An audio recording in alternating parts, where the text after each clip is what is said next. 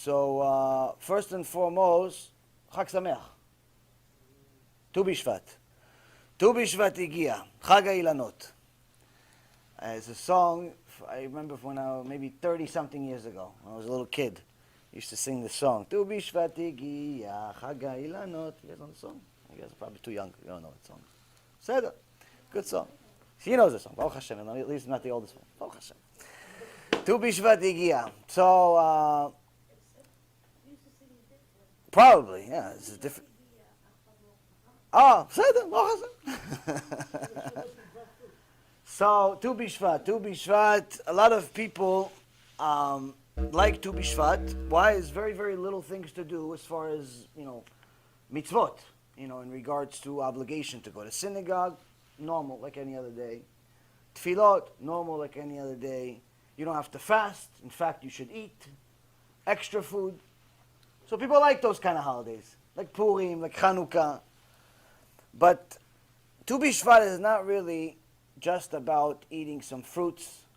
A lot of people like to eat the dry fruits, which is not exactly the best idea for a couple of reasons. Number one, a lot of these fruits come, even though they have, obviously, first of all, you have to make sure that they're kosher. Because unlike a regular fruit that you buy from a store, these dry fruits, they put chemicals on them. Different things, different added ingredients to the fruit. So the added ingredients have to be kosher. So you have to make sure that whatever you bought these dry fruits in is a kosher. And the reason why is because the Goyim do not have the same obligation like Jews to make sure that certain things are clean, that they don't have worms and maggots and all types of other interesting bugs in the food. It's okay if you find a fly in a hamburger in McDonald's, they're just going to tell you, I'm sorry, we'll give you a new hamburger. You can't sue them for it. And they're not going to feel bad about it. They're not going to go home and say, Chatanu, Avinu, Pashanu. They're not doing tshuva. Accident happens. Okay, there's a little bug. Usually there's bug, you just don't see it. They cook it with the bug. But you saw it this time. We're sorry, sir. We're sorry that you ate the fly. You saw the fly that you're about to eat. You should have taken the bite instead. You would have missed the whole thing. But it's not against their religion to have bugs in their food. And as a matter of fact, some people are machmirim. All they eat is bugs. You go to different parts of Asia, they have entire dinners full of huge bugs. Sometimes they're alive, sometimes they're dead. Depends. Am Yisrael is Am HaKadosh. Am Yisrael is a holy people. Kedoshim tiyu ki ani kadosh. Hashem says, be holy because I am holy. To be holy, you have to act different from the rest of the world. And we're not allowed to eat bugs. There is a certain type of bug-like that used to be eaten, which was the, it's not a grasshopper really, but it looks like a grasshopper. But today, only in the old Yemenite keilot, which I don't believe there's any really in America. There are keilot of Yemenites, obviously there are Yemenites in America, and Baruch Hashem we have a few in the Shiul. But keilot of Yemenites, old-fashioned, it's really in Yemen. They still eat it. They still eat this specific grasshopper-like bug. Why are they allowed to do it? Because this bug is actually kosher. Kosher according to the Torah. So how come we're not allowed to eat it? Because we can't tell the difference from a regular grasshopper to the kosher grasshopper.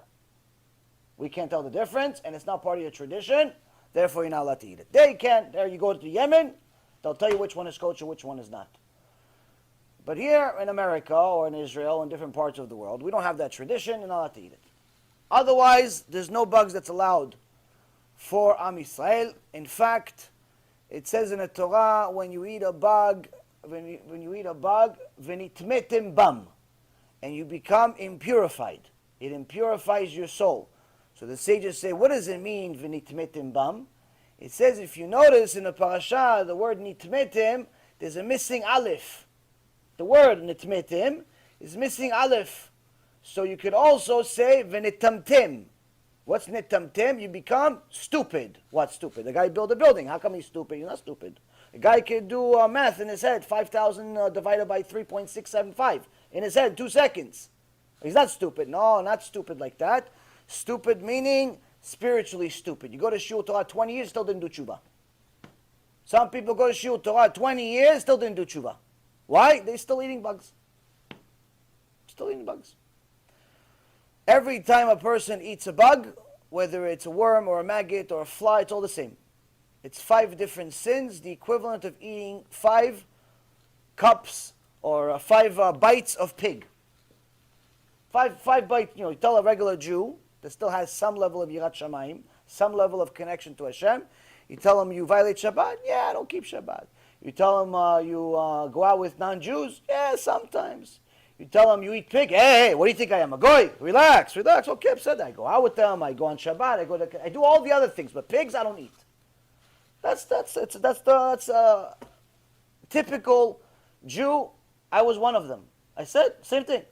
This, yes. But pig? Chas v'shalom, I don't eat pig. So Am Yisrael knows pig is asur. When you eat a bug, you're eating pig 5 times. 5 times. So it's not just 1, it's 5. So this means that you have to be very, very careful with the vegetables and the fruits that you eat, and you have to make sure that you clean them. You have to clean them, especially if you're eating salads. There's a fool that calls himself a rabbi, and unfortunately has a famous name, Ovadia. And people think he's connected to Rav Ovadia, but he's connected to maybe J.C. Penney more than he's connected to Rav Ovadia, Zatzal.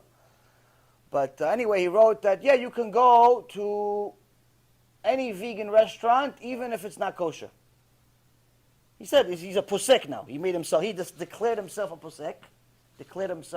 No one declared him a posek. He declared he's a posek. He's going to write an article that you can go to any vegan restaurant, even if it's not kosher, because it's only vegetables. And if you can't see it, don't worry about it. Meaning, if you can't see the bug with your eyes, you have nothing to worry about. So, that means if you can't see anything, you don't have to worry about it. It's a new law. We just added a new law to the Torah. So don't listen to such people. You have to check in the books what it says. The books do not say anything like this. The books say something quite different. The books say, if you eat a bug, you have a serious problem.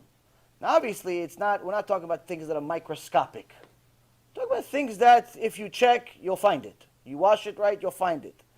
A lot of people that like to eat chamin, if you're not cleaning your beans, you are 100% eating bugs. If you're not cleaning your beans, if you're not cleaning your rice, if you're not cleaning your vegetables, especially if it's like salads types of vegetables, you are 100% eating just as many bugs as you're eating tomatoes. At least.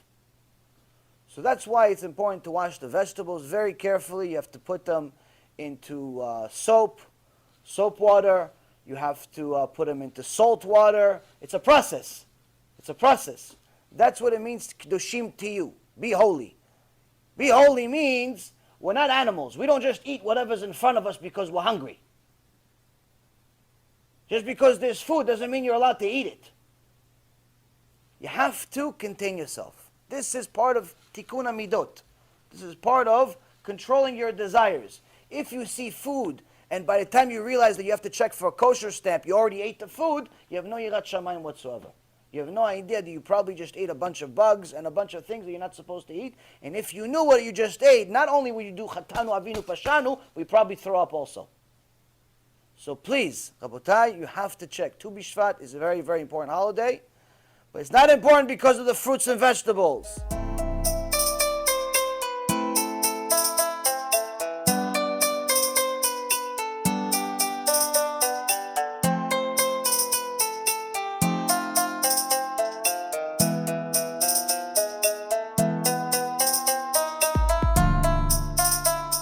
Let me know what you think, and make sure to share it, because other people need to learn too.